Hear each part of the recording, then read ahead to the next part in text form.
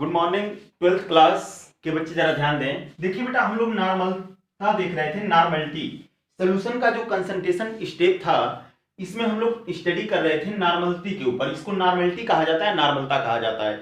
मैंने आपसे बताया भी था कि नॉर्मलता का मतलब होता है, नॉर्मलिटी का मतलब होता है कि एक लीटर विलयन में उपस्थित विलेय के जो तुल्यांक होते हैं उनकी जो संख्या होती है उसे नॉर्मलिटी कहा जाता है। In the 1 liter solution present the number of equivalent that is called the normality। यानी आप लोगों ने इसका फार्मूला पढ़ा था कि नॉर्मलता बराबर होता है, नॉर्मलता बराबर मैंने बताया था विलेय के तुल्यांक अपॉन विलयन का आयतन लीटर में। विलयन का आयतन जो होंगे वो किस में निकालेंगे हम लोग, लीटर में। ये बताया था मैंने कि विलय के तुल्यांक अपान विलयन का आयतन जो होता है वो लीटर में होता है। नॉर्मलता को किससे लिखा जाता है, एन से लिखा जाता है। तो हम ये कह सकते हैं कि नॉर्मलिटी बराबर होता है, नॉर्मलिटी बराबर विलय के तुल्यांक यानी equivalent of salute, equivalent number कह सकते हो आप, नंबर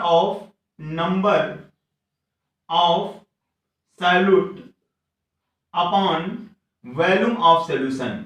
ये होता है आपका नॉर्मलिटी, वॉल्यूम ऑफ सॉल्यूशन। और मैंने आपसे कहा था कि जो आपके पास नॉर्मलिटी होती है इसको किससे डिनोट किया जाता है, एन से। तो 1 लीटर विलयन में उपस्थित विलेय के जो तुल्यांक होते हैं उनको क्या कहा जाता है, विलेय के तुल्यांक को नॉर्मलिटी कहा जाता है। यानी in the 1 liter solution present the equivalent number of the solute that is called the normality. और नॉर्मलिटी निकालने के लिए सबसे बड़ी चीज हमारे पास आनी चाहिए कि विलेय का तुल्यांक कैसे निकलेगा। तो मैंने आपसे बताया था कि विलेय के तुल्यांक जो निकाला जाता है, यानी अगर इसको निकालना होता है तो मैंने आपसे कहा था कि विलेय के तुल्यांक बराबर होता है, जरा ध्यान देना, विलेय के तुल्यांक बराबर होता है भार बटे तुल्यांकी भार। जरा ध्यान दीजिएगा इस चीज को। यानी आप ये कह सकते हो इंग्लिश मीडियम वाले कि विलेय के तुल्यांक का मतलब होता है कि इक्विवेलेंट नंबर ऑफ सैल्यूट बराबर आप लिखोगे वेट अपॉन, जो भी आपका वेट होगा सैल्यूट का, अपॉन इक्विवेलेंट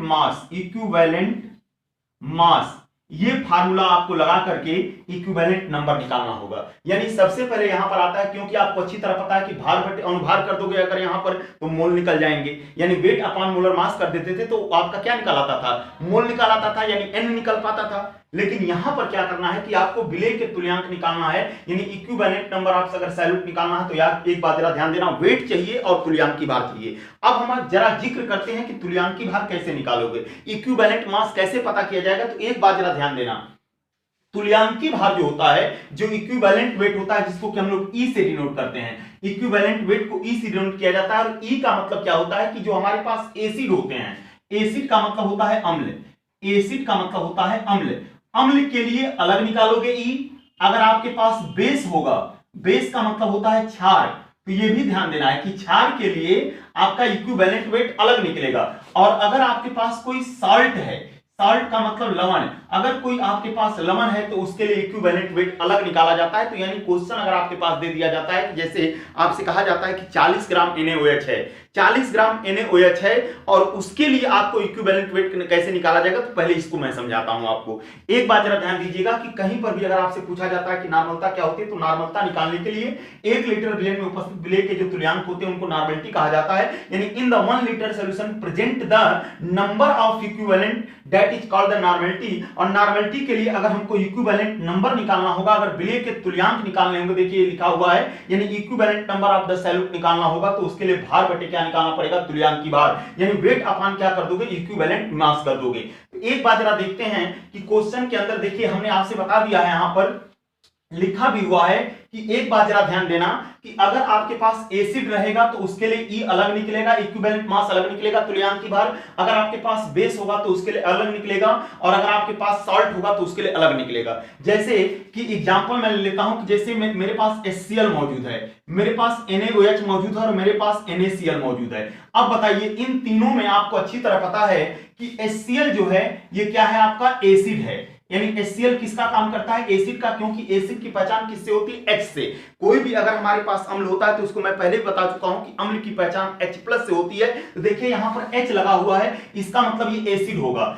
बेस की पहचान किससे होती है? OH से, यानी आपका क्या होगा? क्षार हो जाएगा। आगे दिया हुआ है NaCl। एक बात जरा ध्यान दीजिएगा, कोई भी साल्ट अगर आपके पास होता है तो साल्ट के तो कई टाइप होते हैं। साल्ट का मतलब होता है कि एसिड और बेस जब परस्पर मिल जाते हैं, आपस में मिल जाते हैं, तो उससे मिलने से साल्ट तैयार होता है। यानी साल्ट का मतलब होता है लवण। लवण बराबर होता है अम्ल प्लस क्षार। और एक पॉइंट और भी कह सकते हैं कि साल्ट के अलग अलग टाइप होते हैं। उस टाइप में से जो टाइप आपके पास दिया हुआ है, इसको नॉर्मल साल्ट कहा जाएगा। क्या कहा जाएगा? इसको नॉर्मल साल्ट। नॉर्मल साल्ट का मतलब होता है सामान्य लवण। यानी ये आपके पास जो है वो कैसा लवण है? सामान्य लवण। और सामान्य लवण की पहचान होती है एक प्लस में होना चाहिए और एक माइनस में। तो NaCl आपके पास क्या दे दिया गया है? सॉल्ट के रूप में। तो अब मैं आपसे कहना चाहता हूं कि अगर आपके पास कोई एसिड है तो एसिड की पहचान H से करते हैं, इसको हाइड्रोक्लोरिक एसिड कहा जाता है। इसको कहा जाता है सोडियम हाइड्रोक्साइड, ये बेस के रूप में प्रेजेंट है। और ये सोडियम क्लोराइड जो कि हमारा नमक होता है, ये सॉल्ट के रूप में मौजूद है। तो आपसे अगर कहा जाए कि आपके पास NaOH है, इसका इक्विवेलेंट मास निकालिए, तो इक्विवेलेंट मास कैसे निकालोगे? उसके लिए एक बात जरा ध्यान दीजिएगा कि अगर अम्ल होगा तो उसके लिए अलग फार्मूले लगाएंगे, क्षार होगा तो उसके लिए अलग लगाया जाता है, लवण होता है तो उसके लिए अलग लगाए जाते हैं। तो सबसे पहले हम क्या करेंगे कि जैसे सपोज करिए आपके पास HCl दिया हुआ है। HCl एक एसिड है और एसिड के लिए हमको क्या पता करना पड़ेगा? Equivalent weight. क्योंकि जब तक बेटा आपको इक्विवेलेंट वेट पता नहीं चलेगा, जब तक आपको पता नहीं चलेगा कि तुल्यांकी भार क्या है, तब तक आप तुल्यांक नहीं निकाल पाओगे, इक्विवेलेंट नंबर नहीं निकाल पाओगे। और इक्विवेलेंट नंबर नहीं निकाल पाएंगे, जैसे आपको पता है कि मोल निकालना होगा, यानी अगर हमको N निकालना है तो मोल बराबर होता है भार बटे अणुभार, यानी वेट और मोलर मास दोनों चाहिए। उसी तरीके से अगर हमको इक्विवेलेंट नंबर निकालना है तो वहां पर भार बटे यानी वेट जो दिया होगा उसके लिए आपको इक्विवेलेंट वेट निकालना पड़ेगा। और एक बात और, अगर आपको इक्विवेलेंट वेट निकालना है, अगर आपको तुल्यांकी भार निकालना है, तो तुल्यांकी भार अलग अलग कंडीशन में निकलता है। जैसे मैंने आपसे कहा, अगर एसिड होगा तो अलग निकलेगा, बेस होगा तो अलग निकलेगा, साल्ट होगा तो अलग निकलेगा। और ये भी मैंने बताया कि आपको पहचानना होगा कि वो बेस है कि एसिड है। और एक चीज और जरूरी है, इक्विवेलेंट मास तभी आपका निकल पाएगा, तुल्यांकी भार तभी निकल पाएगा जब आपके पास मोलर मास आना चाहिए। यहां पर भी हमको जरूरत पड़ेगी मोलर मास की, जैसे हमको मोल में जरूरत पड़ती है, क्योंकि N बराबर आपका होता है W/M। ये तो बात आपको अच्छी तरह पता है कि N बराबर होता है W/M। तो ये बताओ N बराबर मोल हो गया, मोल बराबर भार बटे अणुभार ही तो निकालते हो आप, तो M यहां पर भी आपको निकालना पड़ेगा। जैसे कि एग्जांपल के तौर पे लेता हूं कि आपके सामने दे दिया है, जैसे NaOH को क्या बोलते हैं? Sodium hydroxide. और आपसे कहा जा रहा है कि ऐसा करिए, NaOH जो आपके पास है, NaOH, इसका आप लोग इक्विवेलेंट मास निकालिए, यानी E निकालिए। E का मतलब होता है तुल्यांकी भार। E का मतलब बेटा क्या होता है? तुल्यांकी भार। यानी आपको इक्विवेलेंट मास निकालना है, किसका निकालना है? सोडियम हाइड्रोक्साइड का। तो एक बात जरा ध्यान देना, क्षार के लिए फार्मूला क्या निकाला जाता है? क्षार का तुल्यांकी भार बराबर होता है, इस फार्मूले को बता दे रहा हूं, कल इस पर न्यूमेरिकल भी लगेंगे। क्षार का अणुभार बटे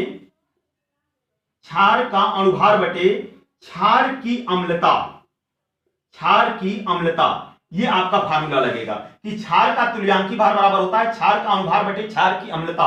यानी जो आप लोग इंग्लिश मीडियम वाले हैं वो लिखेंगे इक्विवेलेंट मास ऑफ बेस बराबर होता है, बेस बराबर होता है मोलर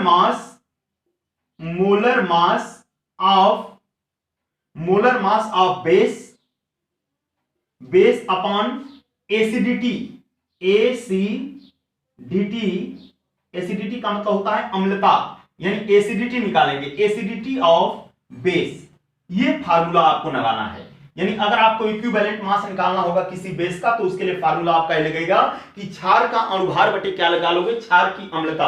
यानी हम लोग निकालेंगे equivalent mass of base is equal to molar mass of base upon acidity of base. तो एक बात जरा ध्यान दो, अब इसमें सवाल ये उठता है कि अम्लता क्या होती है, अम्लता यानी एसिडिटी क्या होती है। एक बात जरा ध्यान देना, जितने भी बेस में बेटा OH लगा होता है वही उसकी एसिडिटी होती है। और आपको अच्छी तरह समझाया था पहले भी मैंने कि अगर आपके पास सपोज करो NaOH है और NaOH का बेटा आपको निकालना है मोलर मास। क्या निकालना है आपको? Molar mass. मोलर मास का मतलब होता है अणुभार निकालना है इसका। ये बताओ अणुभार निकालने के लिए क्या क्या चाहिए हमको?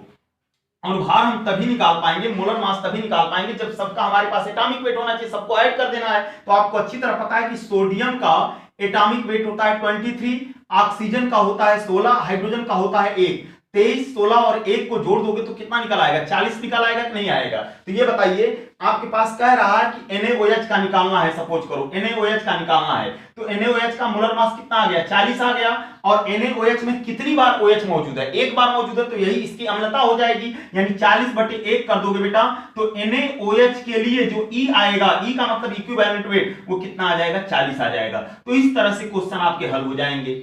तो सबसे पहले आपको यह पता करना होगा कि हमारा जो कंपाउंड है, जो हमारा यौगिक दिया हुआ है, वो एसिड है कि बेस है। तो सबसे पहले याद रखना कि अगर बेस होगा तो उसका इक्विवेलेंट मास निकालने के लिए मैं आपसे विशेष आग्रह कर रहा हूं कि इक्विवेलेंट मास बेटा जब तक नहीं आएगा तब तक आपको नॉर्मेलिटी नहीं आएगी, क्योंकि 1 लीटर विलयन में उपस्थित विलय के तुल्यांकों की संख्या नॉर्मलता कहलाती है। In the 1 litre solution present the equivalent number of the solute that is called the normality, और नॉर्मलिटी को लिखा जाता है n से। तो आपको यहां पर विशेष रूप से ध्यान देना है कि नॉर्मलिटी हम तभी निकाल पाएंगे जब हमारे पास क्या होना चाहिए? मोलर मास होना चाहिए। और मोलर मास में क्या लगा दोगे? Acidity of base. और याद रखिएगा NaOH जो हमारे पास होता है, इसका जो मोलर मास निकल के आता है वो कितना निकल के आता है? 40। और मोलर मास का मतलब कि अनुभार निकल आएगा। तो इस प्रकार से क्वेश्चन हल हो जाएगा आपका। Thank you.